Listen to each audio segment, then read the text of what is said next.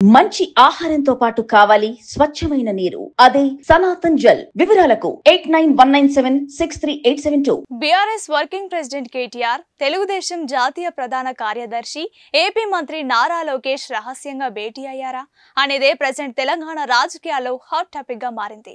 వారిద్దరూ రహస్యంగా ఒకటి కాదు, 2 సార్లు సమావేశమయ్యారంటూ తెలంగాణ కాంగ్రెస్ నేతలు ఆరోపణలు చేస్తున్నారు. లోకేష్ తో భేటీ వెనుక రహస్యాన్ని బయట పెట్టాలని డిమాండ్ చేస్తున్నారు. తెలంగాణ ఆంధ్రప్రదేశ్ మధ్య బనకచెర్ల వివాదం కొనసాగుతున్న నేపథ్యంలో లోకేష్ తో కేటీఆర్ మంతనాలు జరిపారన్న వార్తలు కాకపుట్టిస్తున్నాయి. తెలంగాణ ప్రయోజనాల కోసం ఏపీని పూర్తిగా వ్యతిరేకించాల్సిన తరుణంలో బీఆర్ఎస్ నేత కేటీఆర్ ఎలా సమావేశం అవుతారని కాంగ్రెస్ నేతలు ప్రశ్నిస్తున్నారు. అసలు కేటీఆర్ లోకేష్ లు నిజంగానే సమావేశమయ్యారా? అయితే దేనిపై చర్చించారన్నది ఉత్కంఠ అందరిలో కొనసాగుతోంది. లోకేష్ తో కేటీఆర్ మంతనాల వెనుక ప్రధానంగా జూబ్లీహిల్స్ ఉప ఎన్నిక అంశం ఉందంటున్నారు.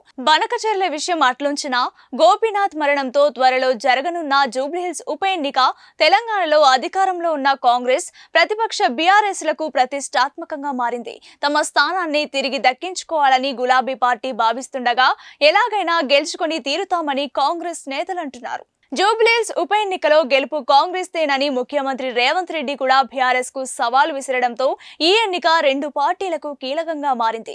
ఈ నేపథ్యంలోనే జూబ్లీహిల్స్ నియోజకవర్గంలో కొంత బలమున్న తెలుగుదేశం పార్టీని పోటీగా దూరంగా ఉంచి లోపాయికారిగా ఆ పార్టీ సహకారం పొందే క్రమంలోనే కేటీఆర్, లోకేష్ చర్చలు జరిగాయంటున్నారు. గోపీనాథ్ గతంలో ఇదే నియోజకవర్గం నుంచి తెలుగుదేశం టికెట్ పై గెలిచారు.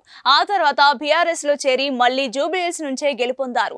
సామాజిక వర్గం పరంగా, సెటిలర్స్ ఓట్ల పరంగా తెలుగుదేశం మద్దతు గోపీనాథ్ కు కొనసాగుతూ వచ్చింది.